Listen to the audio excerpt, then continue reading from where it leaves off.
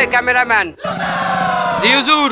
তুমি এমন করিয়ে ক্যামেরা ধরবা যাতে বুঝা যায় এটা একটা মাহফিলের স্টেজ। আপনি চিন্তাই করবেন না হুজুর। আর ওই আগের দিন বড় বক্তা আইছিলেন না, আর মাহফিলের দর্শক আইছিল, ভিডিও করে রাখছো না?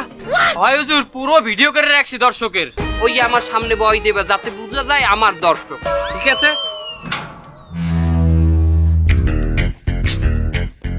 আসসালামু আলাইকুম।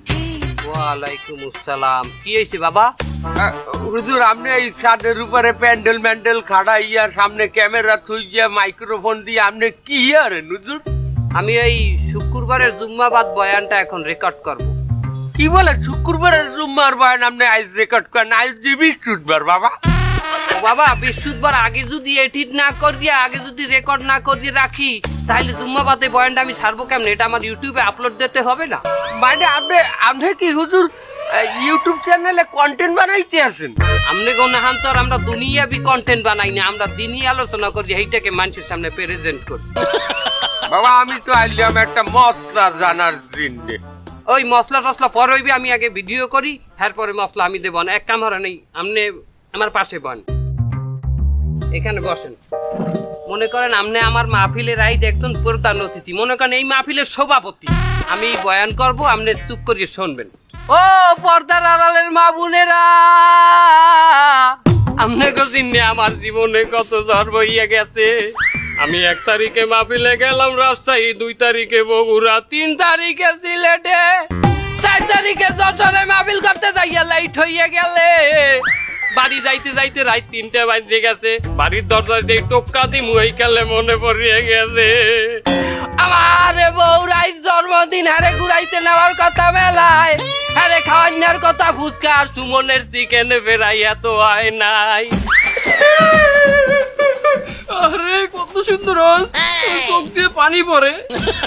সাহস করিয়া যাই দরজায় টোকা মারলাম, রাসেল ভাই প্যারের মতো ফস করিয়া দরজাটা খুললে গেল। সামনে যাইয়া দেই বেলা দুপুর আর থোড়ে লাল লিপস্টিক মাহাইয়া, হাতে পিছা লইয়া দেওর নান খারাইয়া রইছে আমার বউ। দরের চোটে কইলাম, বিবি রে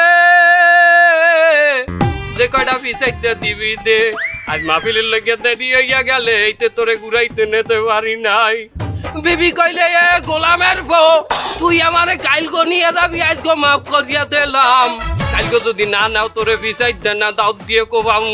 আমি কইলাম, বিবি রে হুজুর চালাই যান, ভিউ হইবে মেলা।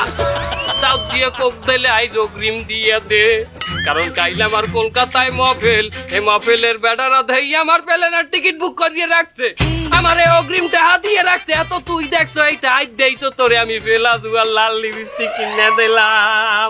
বউ কোন রকম বসে, আর পরে বউরে কোন রকম তেল পানি মাথায় টানিয়া দিয়া দুধ কেলাইতে করা ভাত কপ লাইয়া খাওয়াইয়া ঘুম পড়াই তুইলাম। এরপরে আমি বেন্যা কালে চলে গেলাম শাহজালাল এয়ারপোর্টে, প্লেনে চড়িয়ে নামলাম কলকাতায়।